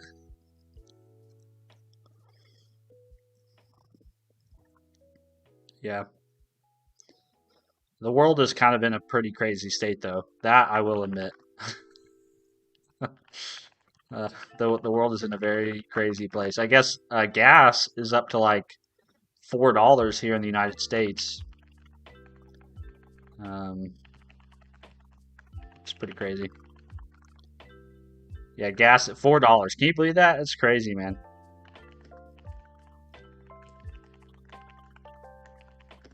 You got gas lucky. Well, we do have gas here. If you do not have gas, I feel bad for you.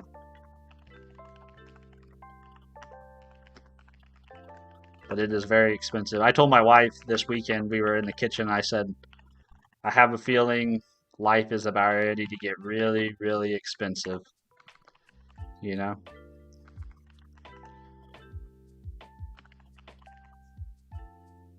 $3 a liter here or $9.90 a gallon. Wow, $9.90 a gallon? Is that US? Oh no, you're saying $9.90 in your currency and $3 in US. Oh no, because you're talking liters instead of gallons. So you're paying $9 a gallon where you are? Oh, it's in Australia. So $9.90. What's half of nine? So you're kind of in the same ballpark as us. Maybe a little bit more expensive. $9.90 AUD to dollars. Oh no, you're much higher. $6.87. Ooh. I feel bad for you, son. I got 99 problems, but gas? Yes, gas is one of them. Yeah, that's expensive, man. I feel bad for you guys. Yeah, like this is going to be a shock for a lot of people, and like I mean, between most people, like the expenses that affect them the most are their rent, transportation, and the utilities at the place they live, right? Those are like the three, in groceries, I guess. Those are kind of the four walls of most people's budgets that they're most sensitive to. And a lot of people are going to get squeezed by this. I filled up my car for 78 USD. Woo. I'm too broke for a car, so gas is always cheap. I guess that's one way to solve the problem. We just have one car as a family, so I guess we're a little lucky in that sense because I think most people have two cars, and a lot of people have to drive to their jobs. We're kind of lucky in the sense that I get to work from home and we don't really necessarily need two cars, but yeah, it's unbelievable. The state of the world is just absolutely crazy. On a positive note, we are sending people to orbit the moon today. If the weather holds, the Artemis missions are supposed to launch today. I think later tonight. Let me look up the time. Artemis launch time. I think it's like 9 something. Oh no, it's 6. So right now, the 2-hour launch window opens at 6:24 p.m. Eastern Standard Time. That's exciting. Artemis 2. It's the Artemis Set 2 mission. Hopefully that goes well. It's CGI. Well, it was bad for them to plan it on April Fools, you know? Like why did you guys do that? Why did y'all plan a moon mission on April Fools? Decrypt when called with tampered data, it should throw cryptographic exception. Agreed, that is dumb. Yeah. Good morning, Ted. Yeah.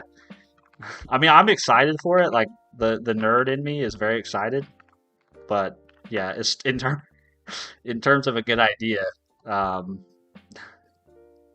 that was not one. They had pressure issues recently, so they missed the March launch window. Well, hopefully they don't have issues today. Then I would love to see it happen. You know.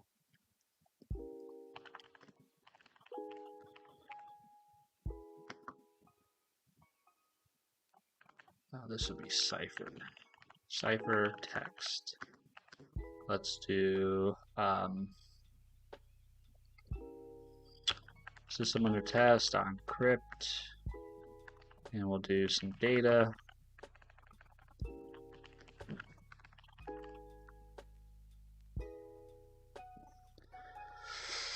And then we will need to get the bytes, so we'll say var raw bytes equals convert dot from base 64, and then we're going to mutate this. So we've got our ciphertext, we've got our raw bytes, and then we're going to screw with it. So we're going to say let's do raw bytes 1, and we will just do something random like tampering. We'll just tamper with like the last 2 bytes. So we'll say cast this to a byte. We'll say give me this. And how do we, let's see, C#, mutate the last 2 bytes in an array.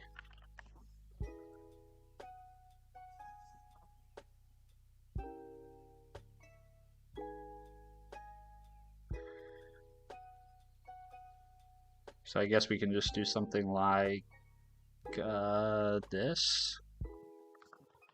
This is what Gemini told me. But I honestly don't think I understand what's happening right here.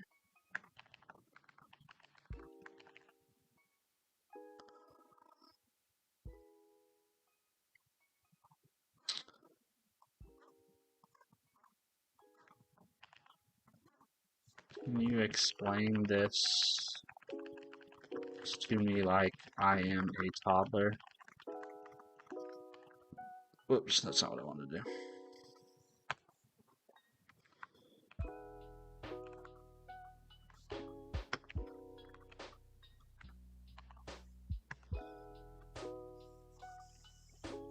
So was it human or AI error that Claude code source was leaked? That would be very interesting to hear, Ted, actually. It would be very interesting to hear if that was the case.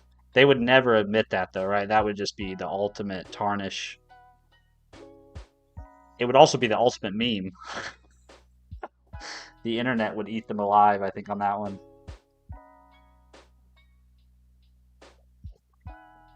Well, Anthropic says they don't do their own code, so it's the AI. So it's got to be the AI, and some engineer probably missed it in their review. This is what we call it. Yes, okay. Tells you to walk all the way down to the very last box in the row. Yes. So this is what is this? This is a magic trick. Imagine the toy inside that last box has every little light switches on it. This magic spell turns you to flip every single switch. If a switch is on, turn it off. If a switch is off, then turn it on. Okay. So what's this operator called? What is the operator called again?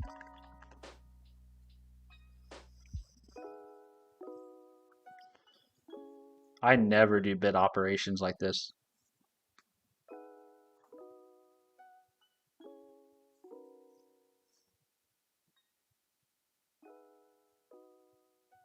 And what is this?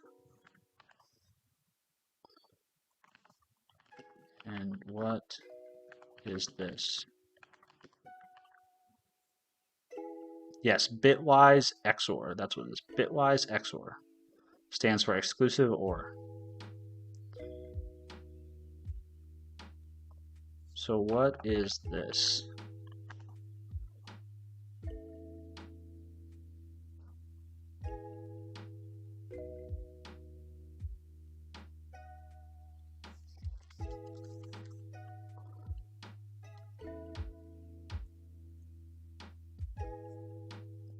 Bitwise, my beloved. Oh man, I don't do any bit operations. I'm such a noob at this stuff. The computer. Oh, it's hexadecimal. Okay. 255. This is where my lack of CS knowledge shines through. Okay. All right. So we flipped those bytes, and now we're going to say, let's see, tampered text equals convert dot from, or 2, I guess is what we want, 264. Then pass in the raw bytes again. And then we're going to say action equals this dot decrypt the tampered text. And then we're going to say act dot should dot throw cryptographic exception. All right, moment of truth. .NET test, and we'll see what happens. LOL the AI. Just use Google. Know the water, Steven. Save the water. Don't.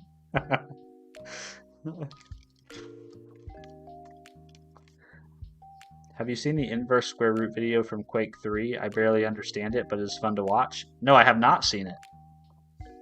Why is it fun to watch if you don't understand it? Because if you don't understand it, the odds I won't understand it are very high. Okay, it's 255. Ah, hexadecimal. I need to learn my hexadecimal better.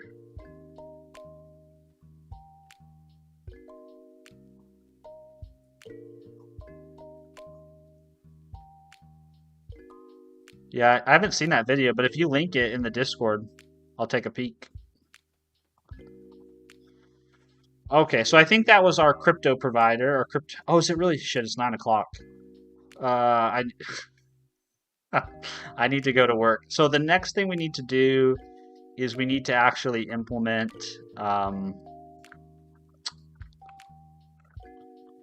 the storage provider. Or did we already do that? Oh, we already did that. Okay, so we need AI to add some documentation comments to this, which would be good. So we have the crypto provider, we have the JSON storage, we have our machine key, we have our tests.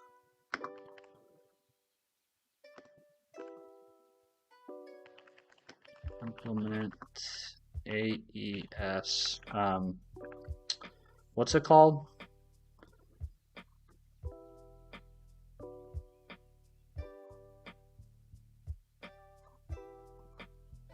This is what we call AES-GCM encryption C#. Authenticated encryption with associated data. Implement AEAD. AEAD encryption using AES API. Okay, cool. We did it.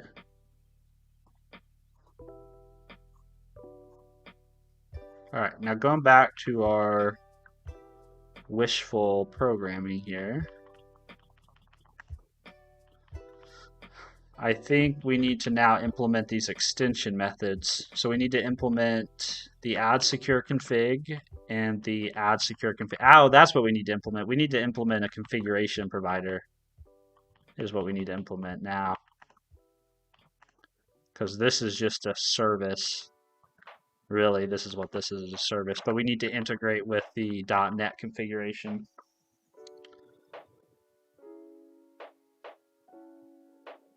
Oh boy, the Slack messages are starting to come through.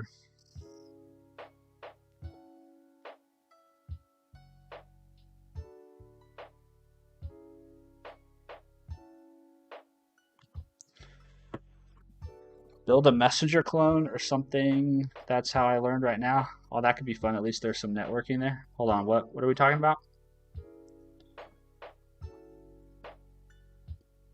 You can do some tricks with bitwise operations in memory.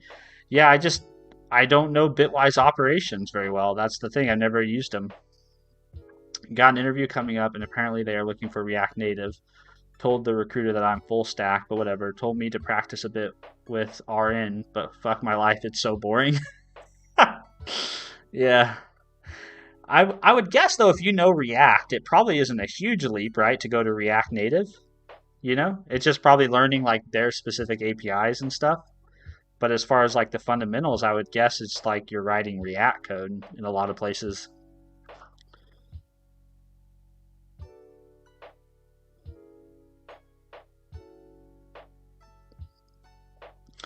All right, well, this was fun. I think there are storms or there's going to be weather here where I live the next couple days, so I imagine my streams will probably happen around this time for the next couple days. Probably like 6 o'clock or 7 o'clock till about 9 o'clock or so. Since my stream space is currently occupied at 4:15 in the morning. So if you're around, come and hang out. Obviously, if you can't make it, I totally understand. So no worries at all. It's always nice to see you guys and talk to y'all. Bob Mill, heck yeah, late streams. Yeah. Yeah, in any event, yeah, I'll be back. I'll be back tomorrow morning. All right. If you're new here, I'll just do my normal sign off. If you're new here and you want to come back and hang out, like I said, my schedule is normally 4:15 to 7 a.m., but that's going to change for the next couple days. If you want to hang out outside stream, the best place to find us is Discord. It's just discord.stephenfreeborn.com. You're welcome to join anytime. And that's it. That's all I have. All right, Bob. See you, Thobison. Bye, Bob. Bye, Kale. Bye, KNCPT. Sorry, I don't know how to say your username in a succinct, fluent way.